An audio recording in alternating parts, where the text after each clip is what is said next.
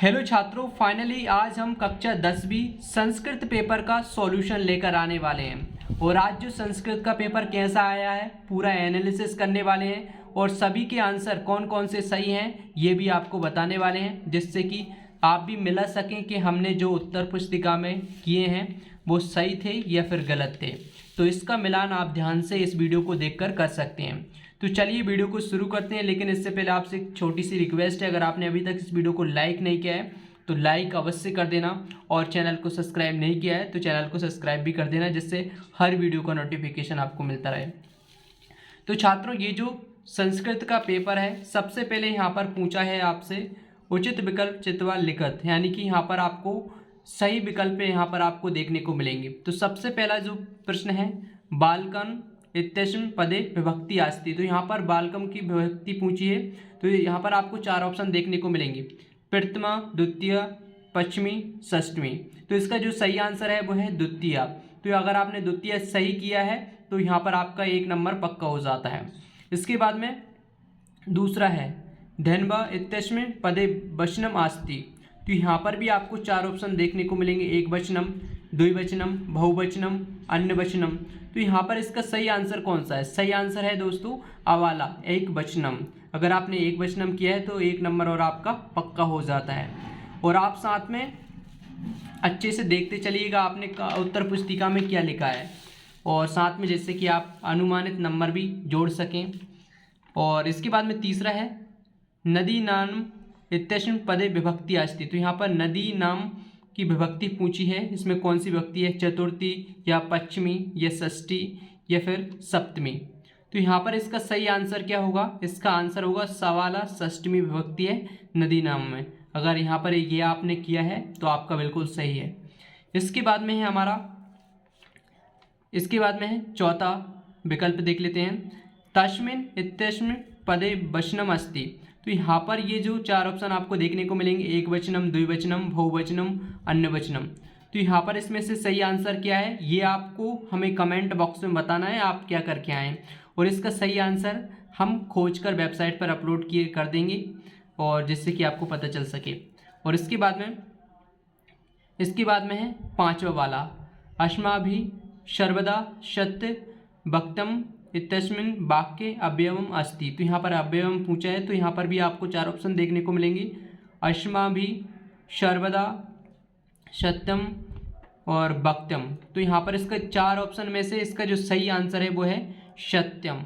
छात्रों, इसके बाद में 6वां सही विकल्प है अधोलिखितेषु शब्देषु अव्ययपदम नास्ति। तो यहाँ पर 4 ऑप्शन आपको देखने को मिलेंगे, तत्र, सर्वत्र, रमा, सदा। तो यहाँ पर इसका सही आंसर होगा रमा। यहाँ पर अगर आपने रमा किया है तो यहाँ पर आपका सही आंसर हो जाता है। इसके बाद में देख लेते हैं प्रश्न क्रमांक दूसरा, जिसमें आपसे रिक्त स्थान पूछे गए हैं। तो पहला जो रिक्त स्थान है वो है श्वेता अश्व धाप्ति इत्यस्मिन् वाक्ये विशेषण पद अस्ति। तो यहाँ पर जो पहला प्रश्न है आपका, इसमें कौन सा भराएगा? इसमें भराएगा श्वेता। अगर आपने ये किया है तो यहाँ पर इसका आपका सही आंसर हो जाता है। इसके बाद में है दूसरा, जननी तुल्य वात्सला इत्यस्मिन् वाक्ये विशेष पदा अस्ति। तो यहाँ पर इसका जो सेकंड वाला है, इसमें आपको जननी भरना है। अगर आपने जननी भरा है तो यहाँ पर आपका सही आंसर हो जाता है दूसरा। इसके बाद में है तीसरा, शालिलम इत्यस्य पदस् पर्याय पदा अस्ति।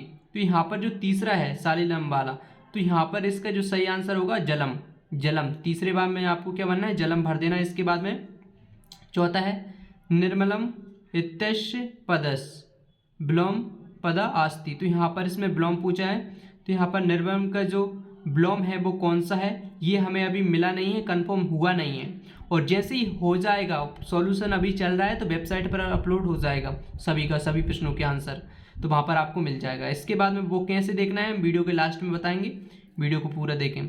इसके बाद में 5वां वाला, सुलभ इत्यस्य पदस् विलोम अस्ति।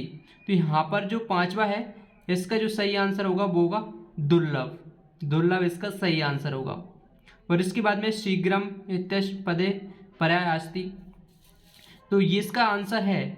और ये आगे के जितने भी प्रश्न हैं इस पेपर में, एक नंबर के, और पूरे पेपर का जो आंसर है वो आपको कैसे देखना है, क्योंकि आपको एक एक आंसर बताऊंगा तो वीडियो काफ़ी ज़्यादा बड़ी हो जाएगी यहाँ पर, सभी के आंसर हम कहाँ पर आपको अपडेट करेंगे वही मैं आपको बताने वाला हूँ। वेबसाइट पर मिलेगा सभी का आंसर।